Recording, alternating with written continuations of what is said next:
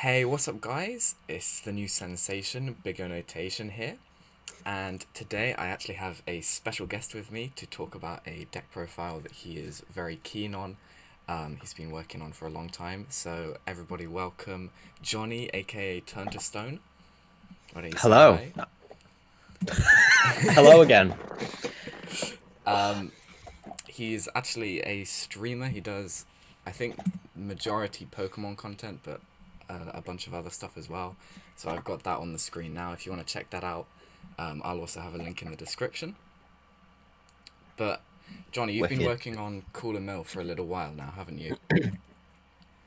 Yeah, when the deck dropped back in set 9, I'm a huge Mill fan. I've been a fan of Mill since kind of Janemba Mill was a thing. I actually took quad color Janemba to one of the Coventry European Championships, and it had mixed results. But I looked at like particularly when it dropped the 5-drop freezer, and just the potential of 20, 30 card mills was just so tempting. And then as the decks developed into kind of past the multicolor block into the UW block, I've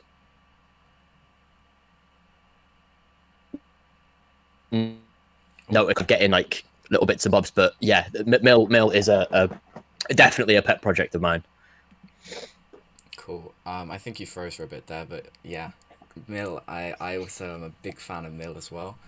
Janemba was one of the first decks that I played when I started playing the game, so it's always had a special place in my heart. And conveniently enough, my one of my recent videos was on the Lord Slug Mill deck profile, Yeah, I'm and familiar with the. We all get to draw. yeah, it's great fun. Um, Me and Johnny have actually been testing again. Well, he's played against my Lord Slug deck a few times in preparation for Mm. his fight night, which he recently played in. Do you want to talk about that at all? Not really, no.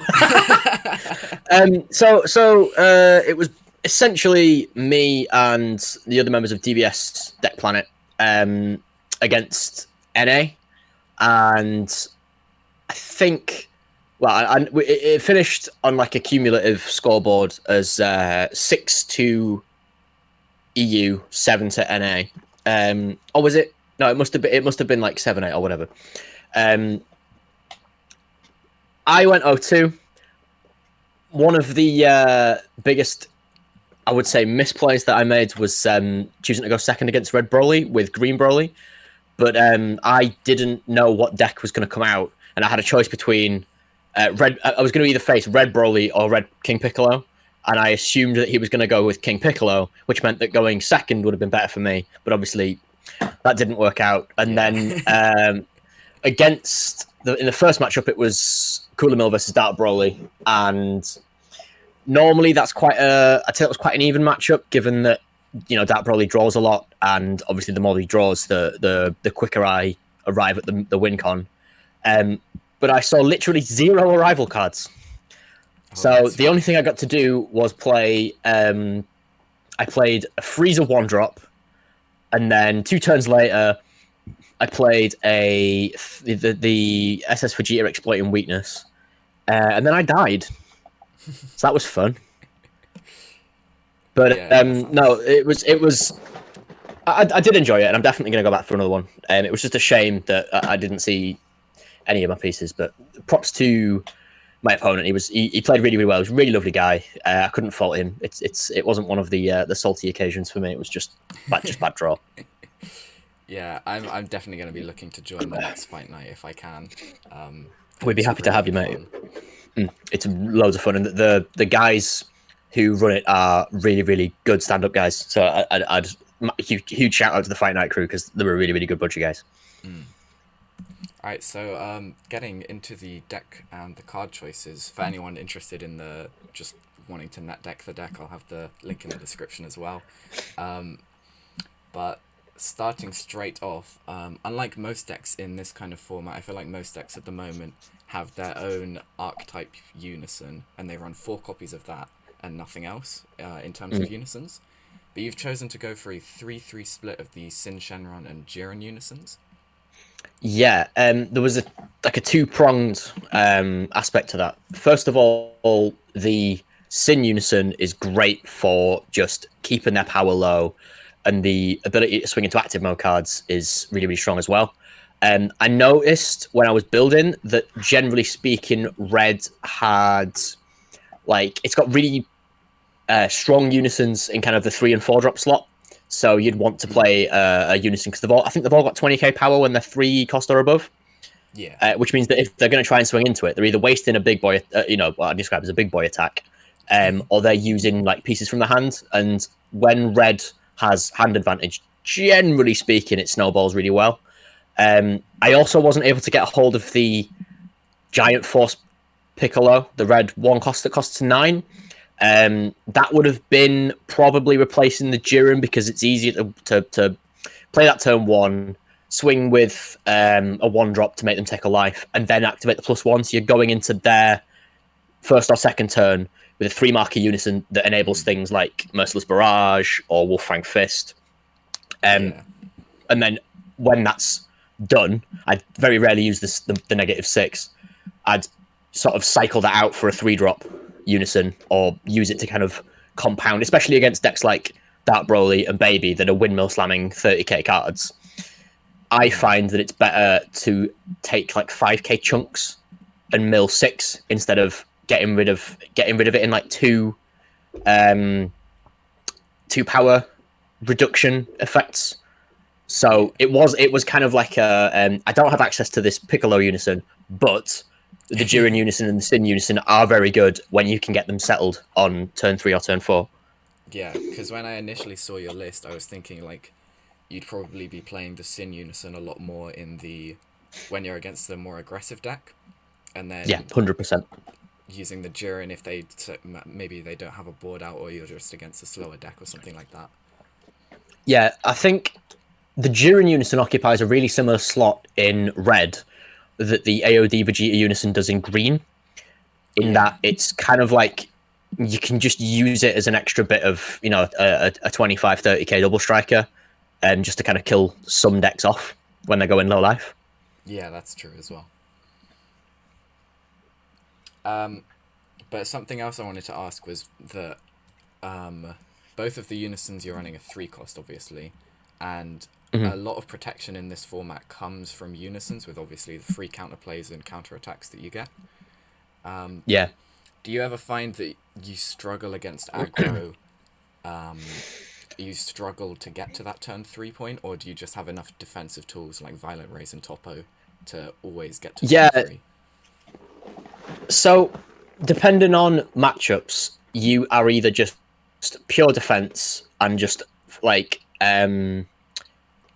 kind of surviving the onslaught and then stabilizing kind of turn 4, turn 5 when decks aren't expected to get to there. So against like Majin Vegeta, for example, if you can keep them on the back foot until sort of turn 4, turn 5, I find that at that point you can start using your resources more aggressively and then turn the tides. But yeah, I in testing with this list, it's like, depending on the matchup, you will just hard mulligan for Frieza 1-drop, Violent Rays, Topo, and or like a cheaper rival like a Cooler or a Boo, just to give you that kind of survivability. And in your list at the moment, you actually have a total of 10 negates that just negate attacks, and 6 of those can be considered floodgates in Topo and Violent Rays.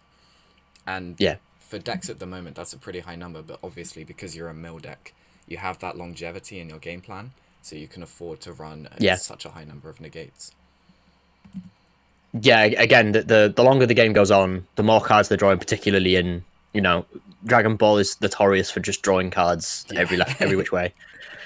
Having the ability to let them commit a board and then be like, nope, and then nope, and then nope, and then on the clapback, when you are like, say you've got to turn 4 and your hand is then suddenly 3 Coolers and a Beerus, you can not only get rid of their board but also start to swing back into either their board or their leader or their unison, especially with the Coolers when double strike removing 2 markers is really good against things like the baby unison, with the +2, or any unison that kind of +2 and just stacks up and stacks up and stacks up. Yeah, that's very true. And speaking of which, this deck, although it's primarily a mill deck, it can definitely do a lot of stuff to try and actually kill your opponent if you're forced into the situation with Arrival Coolers. Do you find yourself milling people more or actually killing them through life more, would you say? Given that it's like the format's really favoured to aggro and a few mid-range decks, it does tend to be like particularly with decks that like to go down to low life, like Dark Broly or OG Broly, or things like Sin, aggro Sin. If you can, avoid Cell Xeno for 5 turns. It does tend to be that the opponent probably isn't expecting as strong of a backswing. Yeah. So I've noticed that a lot of decks are quite happy to go down to 3 life, quite happy to go down to 2 life, because they'll think, oh well, I'm the aggressor, I can just bulldoze my way through. But then, yeah, when you put that cooler down and you get rid of 2 of their weenies, and you've then also got a double striker that you can use to combo into another cooler unison, cooler a rifle if you need to. The deck, I find, in the right hands is very, very flexible, and it can go aggressive if it needs to, but it's really comfortable sitting back and hoarding resources. Yeah, that's a very good strong point of this deck, I would say. Another question I have is for a blue yellow deck, a blue red deck. You actually have quite a low multicolor count. Apart from the super combos, you only have a total of 7 multicolors. Yeah. Do you find that you want to be charging multicolors in most games because you have the Beerus super combo to go along with that? Or do you generally just try and charge like a blue energy and then go all red for the rest of the game? Again, it depends on the matchup. So if I'm going against a deck where I know I'm going to see turn 2, turn 3, Yeah, I can probably afford to charge. Like my ideal turn 1 charge would be a multi, because it enables Beerus, it enables Bean, for like the key turns where you're trying to survive and they're hitting you with 20Ks. The Bean suddenly makes it a bit more. You have a bit more flexibility in your plays. Generally, yeah, you would want to charge a multi, and I know that the ratios are really low, but there's not an awful lot of good multicolor cards that also neg, that also mill, that aren't like expensive, because the freezer 5-drop is like the holy grail of power negging, milling, winning. But it's very hard to see turn 5 or turn 4 with the 4-drop extra card that I can't remember the name of. And it's also got absolutely no protection. yeah. I would never in a million years tap out turn 5 to play a freezer 5-drop against almost any deck that isn't black.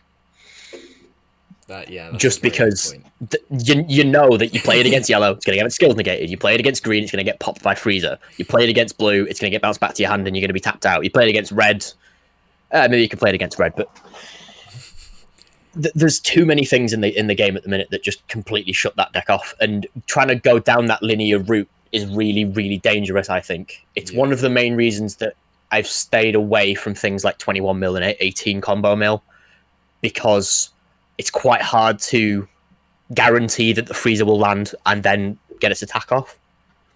Yeah, that's very true. And also, I feel like it's a bit win more, in the sense that if you've already made it to turn 5 against most decks, you're in a winning position as a mill deck. Yeah, absolutely, because as we've said, they've drawn half the deck already before you've milled them. You've probably milled them by another 10, 15 by that point. They'll be under 20 in deck. And at that point, they're on a clock, you're not. You can just sit right back with your hopefully 15 cards in hand and just windmill slam, violent raise again and again and again. Exactly. I actually really love your addition of the combo attack cooler and the 3 copies of the Freezer's Death Embrace. The only question that I have about it is the conditions for playing the combo attack cooler are... I'm not sure if they're kind of tricky for you to accomplish in this deck because you have a low count of blue and multicolor, and there's only 2 Freezer army targets. Do you ever find that you struggle to meet the conditions to play it when you need to? So that was a really difficult decision for me to make when I was building the deck, because being given that the blue ratio is really low, you have to make sure that you've got blue spare, and I don't find that putting a combo attack cooler, pardon the pun, in a combo to enable a rival when I don't have a Beerus is that bad. The added bonus of sometimes being able to bounce back your 5-drop to cooler to play it again, or getting the free combo off from the 3-drop itself, is just more good stuff that the deck can, do. There have been games where I've had to charge like 3 red in a row, and then I've not seen a multi, and I'm at a point where I can't afford to tap to effectively stay on 3 energy. So I've had to charge a blue, but it is nice to have that, because you know that you can tap it for a bean, or you can tap it to arrive the Herculean Boo. It's. I know that generally speaking, you don't want cards in the deck that are primarily there for energy, but this card serves a purpose of being really decent energy fodder and also enabling a lot of synergy with other cards when it's active. So it's more of necessity than kind of like than anything else. Blue card that you could play. Yeah. Because I can't put things like Unisons in, because I don't have enough. I can't play Trunks on top of the other decks, because it would just become really clunked up, and it wouldn't. Yeah, that's very true. Mm. And then you also have 3 copies of Intensifying Power Trunks. So, do you find that you tend to use this in the more control matchups, in the longer games where you want to self-awaken? This it's kind of a running joke that I have with another player, Irritorum, who I'm sure that you've mentioned before. He religiously played Cell Surge during it was about a year ago. I was religiously trying to make Cooler Mill work, and then he was religiously trying to get Cell Surge to work. And my biggest gripe with the deck was that it had no self-awakening at all. Whereas Green had the best Unison in the game, the best Floodgate, and one of the best counterplays, arguably the best counterplay. And what was happening was I'd play a really defensive game and hold on to like a reasonable hand size against hand control, and then he'd just windmill slam the 9-drop Super 17 down and just crit 4 of my life. And he'd be the first to tell you that it made me the most tilted I've ever been playing this game. So to counteract that, I decided to put in cards that would self-awaken, but then I had the choice of, do I want to go down, say, Inkaba, or do I want to go down the IP Trunks? And I decided that in a game where you're putting as many cards as you can in their drop, giving them extra cards in their hand is counterproductive, because the deck doesn't want it. It's not trying to win primarily by out aggroing the opponent, and if you're doing that, you're probably gonna struggle against the decks that are just set up to either contain it, like most green decks, or out aggro you, like Vigex or King Piccolo or other things like that. And especially with launch being such a mainstay in the meta now, like you're never gonna a Saiyan Kappa's never going to get through. Yeah. So with an IP Trunks, it's a case of you play the card and swing. You effectively draw. So it's like a net 0. They either have to take the crit hit, or they have to pitch a card from their the battle area, or a card from their hand. So it's kind of like a net +1 for you, or a net -1 for them. Yeah. And I found that a lot of players will just take the crit hit because it's not, at 8 life you can take a crit. But when it gets to turn 4, turn 5, and they're suddenly 4 cards fewer in hand, or 3 cards fewer in hand, and they're trying to defend against a lot of aggressive swings, or they're trying to make keep the cards in their hand because they can see their cards going from their deck to their drop, those 3 cards do matter. And sometimes in a really important match, you might crit Victory Strike, or you might crit a Violent Raise, or you might crit a DPU, and now Roshi's not in the meta. That's really important. It protects the deck from I just hate Super 17 so much. I just put these 3 cards in so I can self-awaken and not have to deal with it. Yeah, that makes sense. I think we must have played that matchup somewhere close to 50 times, and I think I won twice. And both of those times were because he charged a Super 17, and then I milled one straight away, and he didn't have any left. But there are reasons behind it, but the reason that I like to pretend that it is just because I don't like being crit for 4 life. Yeah, fair enough. So, another question that I have was about your choice of exploiting weakness. You have 2 copies of this in your deck. And obviously this has great synergy in the deck because it's a board wipe and they all get minus power, so that means you get to mill so many different cards. But a lot of the time I see this card in red decks competing with the Kaioken that also board wipes, but it KOs, and it also has the option to minus through barrier. And I was wondering if you'd ever consider valuing the barrier removal over the multiple mills in this deck. So, my thoughts on this are that there is an argument for both, and there are times where main board and a Kaioken would be vastly superior to main board and an exploiting weakness. I think that the deck, as I built it, doesn't have enough of a comeback mechanic outside of Black Smoke / Gohanks when I eventually get my hands on one of those. And particularly when you have things like the Sin Unison on board, or you've got a Freezer Death's Embrace live, or you have other cards in your hand that you can compound the neg. Being able to tap 3 and play a board wipe is much more powerful than having something that can get rid of anything that's 20k or less, because a lot of the decks in the meta, I'm looking at Dark Broly, I'm looking at I'm pretty much looking at Dark Broly, but the biggest problem for me is that the deck can't, when those decks stabilize, having 20k power or less board wipe isn't really right. I don't find it as relevant in the matchups that I've been testing against as something that can neg 20 to everything, and then you can use like the Sin +1 to neg 15 from 2 more things, and then you've got 35k neg. And the barrier removal can be facilitated by the cooler. So the cooler goes through barrier on 2 separate things, and even if Kaioken, you have to tap 2 red to get rid of, is it 25k? Yeah, I think so. It's 20 or 25k from one thing, but Cooler accelerates the mill plan by milling up to 3, negs 2 things, which you can then swing into with if you've got the Sin Unison live. And I also find that on the very, very rare occasion, you'll have a Piccolo Giant Force Unison in play with 6 markers and a Vegeta in hand, and then you can negate subtract 6 markers from the Piccolo Unison to play the Vegeta out for free. And then if they bounce it back, you can just play it again.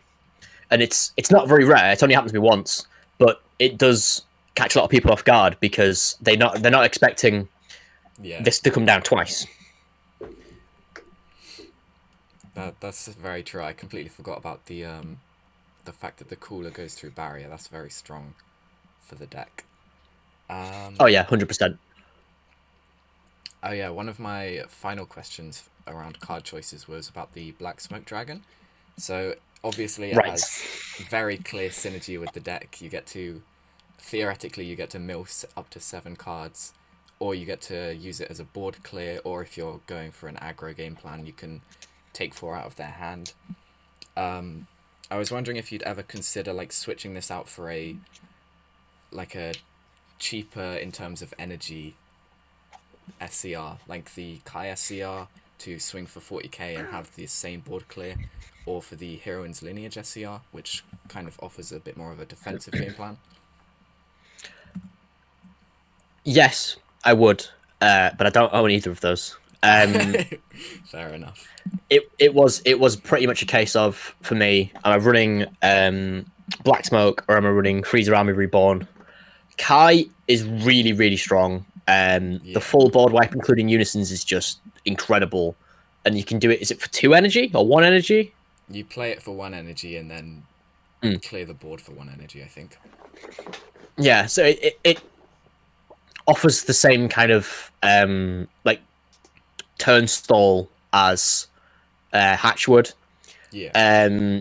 Smoke. It's the most flexible SCR. And depending on matchups, you can use it to, as you said, mill 7, draw 2, or mill 7, draw 4, whatever it is. Or you can use it to get rid of hand, or you can use it to get rid of like the board. But the again, it falls into the same category as the freezer, and I've noticed as the sets have progressed that I am looking at my 5 energy, looking at their unison with 2 markers on, looking at my empty board and going, I'm not playing that. Yeah, it's but very expensive. If it does stick, you can use it turn after turn after turn after turn, as long as they don't pop it, which they have to use spot removal for, or they have to neg it, or they have to swing into it and combo their whole hand. But having said that, with the arrival of set 13, I'm switching to Gohanks because, oh my days, 4 marker, neg 20 from everything, including ignoring barrier. Every time they attack it, well, the first time that it's attacked, or they attack, you neg 25 from their attacker. It shuts down. It absolutely shuts down so many decks. And I've found that a lot of games won't go the distance because I'll just put the Gohanks down and my opponent will just go, I can't get over that, I'm going to scoop. The dual attack, the blocker, the +1, the -5 is just, like, in terms of red SCRs, it's the red SCR, I think, at the minute. Definitely. So I had a game against an opponent playing skillless blue Gohan with the new 30k triple striker. Oh, yeah. And he was just like, he put down the triple striker and essentially just like, I can't win. I put down a blocker, he's like, I can't win. There's nothing I can do. I can swing, but because my favorite bit about it is that it's such a strong card with such a strong defensive effect that's got dual attack and it's got blocker. And then they swing into it, combo away all of their hand, and you're like, yeah, I'll just take 1 marker off this, now you're going to do it 3 more times. It's too strong, I think, to get over. Yeah, the Gohanks SCR definitely looks very strong for next set. I think that covers all of the questions I had about specific card choices, but I just got a few more general questions. Starting with the likelihood of best of 3 formats opening up again with in-person events starting up. Do you have any like recommendations for a couple of side deck choices that you think would be good for this format?